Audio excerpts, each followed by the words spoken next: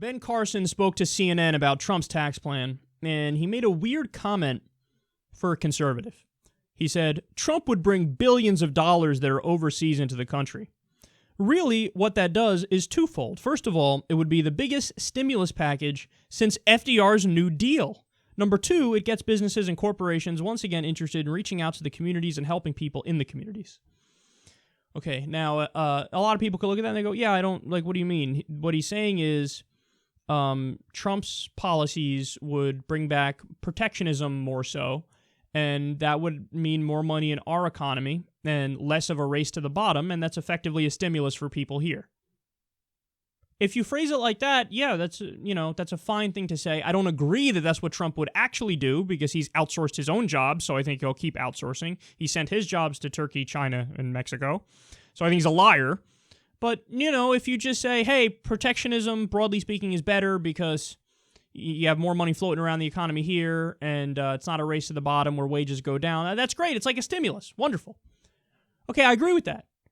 But did you just compliment FDR's New Deal? Whoa. When did that admission happen on the right? To this day, so many people on the right, the majority of people on the right, think FDR's New Deal was stupid and wrong and dumb.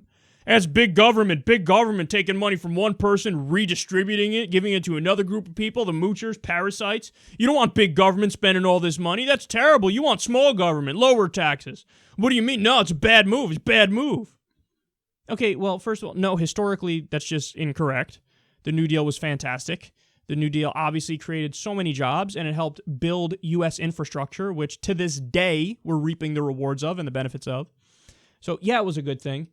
But finally, they're admitting it. So do we have that now? Can we put that in the records that now the Republicans even agree the New Deal was great? And look, the reason I'm doing this segment, I'm talking about this is always what happens. So, for example, it was the liberals in the country who were like, segregation's kind of fucked up. We should maybe change that. So liberals fought for it. Conservatives, it was a giant backlash. No, we're against it. They are, of course, are in favor of tradition. Tradition, don't change shit all that much. Oh my God, this is wild. You want to get rid of segregation? That's crazy. And then now, how many years later, decades later, everybody looks back, and now the Republicans, they can't own up to it. The conservatives today can't say, yeah, no, we were pro-segregation, so what do? They use the argument of, no, we were actually more in favor of desegregation than the liberals were. That's what they say. They go, and Dinesh D'Souza is leading this movement. No, it's the Republicans were the ones who were fighting for everybody to be free and fighting against segregation, and they were the ones who were not racist. So in other words, they do this historical revisionism, and they do the misleading statement of defining it as Democrats versus Republicans as opposed to liberal versus conservative, because they want to now take credit for the thing that they were against. You see what happens? So over time, everybody looks back and goes, well, obviously the liberals were right. Obviously the liberals were right, we should have ended slavery. Obviously they were right, we should have ended Jim Crow. Obviously they were right, we should have, desegregated. Obviously, eventually it'll happen. Obviously, they were right that we needed gay marriage. Duh. So every step of the way, everybody looks back and goes, the liberals were right and the conservatives were dead wrong. Well, that's exactly what's happening here. Finally, you have Ben Carson, of all people, somebody who's a strident right-winger, going, no, this will be so great that it'll be like FDR's New Deal. Well, thank you for that admission. Hello, everybody wake up, media. Can we take note of this? Another admission of liberals being right all along. And that's going to keep happening. It's going to keep happening.